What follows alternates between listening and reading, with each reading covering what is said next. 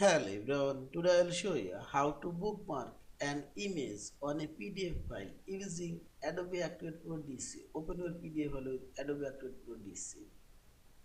Now click on this sidebar panel and this is bookmark option, click here. And I will bookmark this image. So you click on this selection option and click on this image and see this image now selected. Now right click for your mouse and here you will find this add bookmark. Click here and type your image name,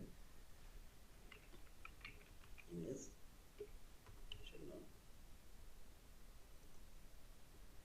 now go in your this PDF file and simply click on this bookmark option and see this also go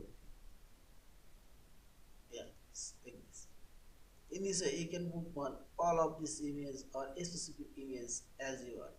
Yeah, and finally select this file option, save or save as a PDF file.